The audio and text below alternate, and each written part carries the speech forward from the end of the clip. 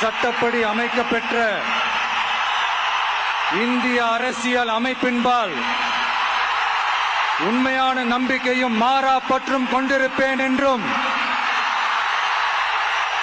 இந்திய நாட்டின் ஒப்பில்லாத முழு முதல் ஆட்சியையும் ஒருமையையும் நிலைநிறுத்துவேன் என்றும் தமிழ்நாட்டு அரசின் முதலமைச்சராக உண்மையாகவும் உளச்சான்றின்படியும்